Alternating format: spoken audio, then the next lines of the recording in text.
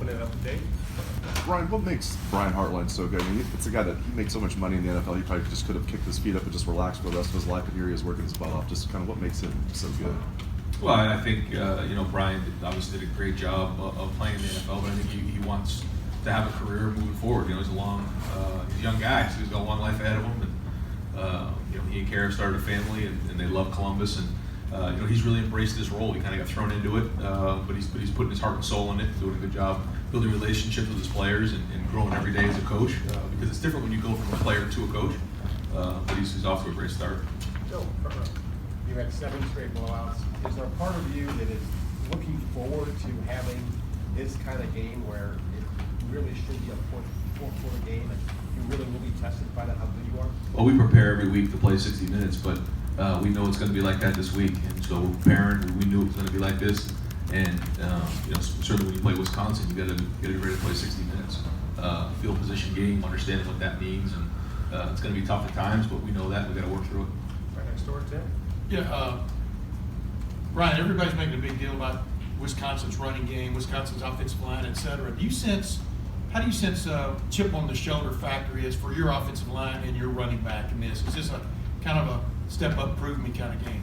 Well, I mean, I think Coach Mick said it the other day, is that when you anytime you go into a game, you have a one-on-one battle that you have to win, and so I think our guys are looking hard at that. And this is by far the biggest challenge we've had, both sides of the ball. One of the better offense and best defenses in the country that we've seen. And so, yeah, we're being challenged in all areas. And I think anytime, it's the same thing with coaches, we're being challenged. And so when you wake up every morning, I mean, the competitor in you tells you, you got to work and do a better job than they do. Front row, Austin. Ryan, I know it's just one play from last week, but it was a 3rd and 8 in the first quarter and gave it to JK.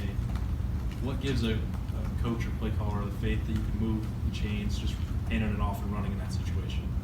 Well, I mean, those are decisions that are made early in the week, and there's certain times where you get looks that you like, or sometimes you just make the decision you're going to call it at that time, and you have to live with the consequences. If you get stuffed on a 3rd down, you get second guessed on why you're running on 3rd down, but when you hit it works. And I think anytime you can run the ball on 3rd down, you can calm down a little bit what they're doing in terms of their schematics and different exotic blitzes that maybe aren't great against the run. So we've done that a decent amount. We like to do that to keep guys off balance, but it's calculated risk. Front row, Clay. I know the plan to win, but I assume winning up front is kind of the gospel every week. But if you don't win up front, you have no shot in this game, correct? I mean, if you any game, but certainly this week. Front row, Doug. You were asked about your 3rd down success the other day. The idea of, and you mentioned making sure you don't get in too many 3rd and longs, that helps with 3rd down success. You always talk about staying on schedule. Just that part of it, and I didn't look up the numbers yet. I don't know, you probably have. Have you done a good job staying out of 3rd and long and giving yourselves chances to convert? Have you been pleased with that part of it, or this still happens sometimes? We've been spotty. I think there's been times we've got ourselves in the 3rd and long situations that we can do a much better job of. Other times when we get ourselves into a rhythm, then we're a little bit more on schedule, and 3rd manageable is something that we've been decent at so far this year. But I think it's important. I think it's important on both sides of the ball. The more 3rd longs that we can stay out of or force them into, I think the advantage for us. Next door, Nathan.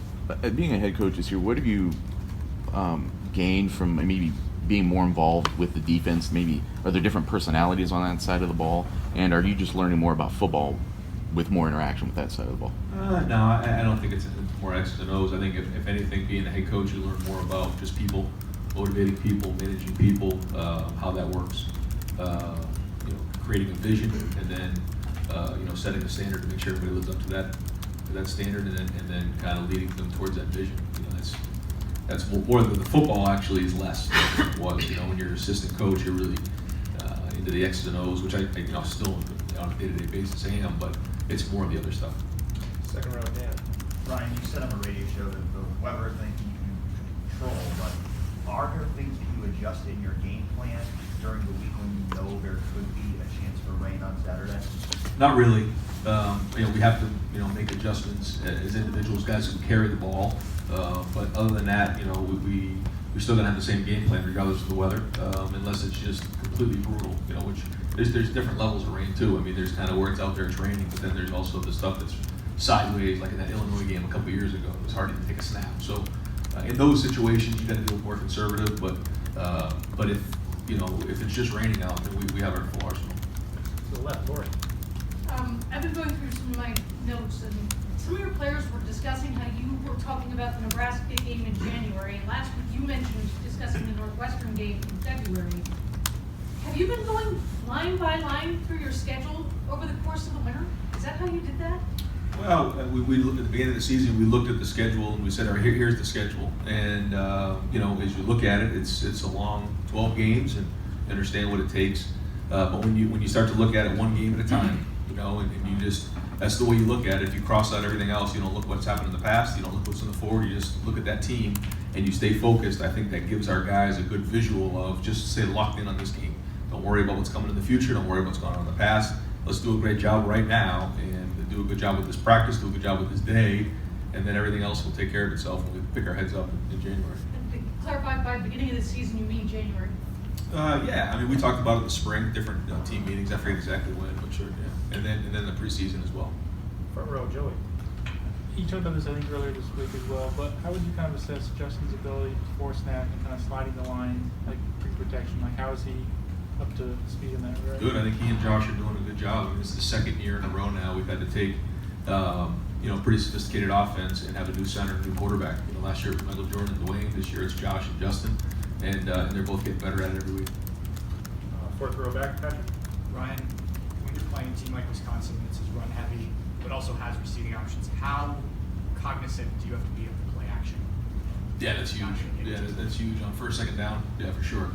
And I think that's where guys got to be disciplined with their keys, get their eyes in the right place, and then third down is more drop back. But they have a good arsenal of stuff they do as well. Coach Chris does a good job in terms of mixing it up. And but certainly, when you have heavy run tendencies, the play action, you become susceptible to that. And looking at Wisconsin, just watching them, it seems like they throw more on first down than they have in the past. Have you guys noticed that they're doing some of that earlier than maybe they would?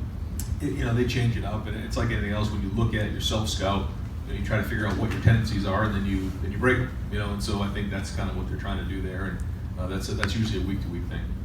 Stand same row there. Right. What was it about Justin that made you know that you needed him right when he entered the portal? I don't know if that was the case or not. I think that once he entered the portal, had great conversations and kind of figure out what his thoughts were, and then it kind of grew from there. And then it all worked out, and to see him, come here in a short period of time and assimilate himself with the team, and the team's taking him in, has been great to see. Last question, Bruce. With Chase Young, I just wonder how many different modes of dealing with him you've seen from the opponent this season. And there's this school of thought that if you have a great pass rusher, you run at him. This would be a team that would have the capacity to do that. Have teams tried to do that, or can you speak to the fact that Chase's abilities extend beyond his ability to just get to the passer? Yeah, I think that's what makes him special, is that he's very versatile in what he can do. He plays the run, he plays the pass, he can beat you with speed, he can beat you with power. He's very versatile that way. And, I think some people say go right at guys like that. That's a theory, and I think it sounds good, but you still have to block them. And but I think they'll certainly have a good plan for handling Chase, and Chase is going to do a good job of adapting as the game goes on. But then the guys around him are going to help him too. Have you seen a variation in how teams have tried to deal with him? Yeah, I think everybody has a little bit of an idea, but they don't want to go overboard either. So we'll kind of see what Wisconsin's plan is. Thank you, Coach. Thanks, Ryan. Thanks, Ryan. Ryan.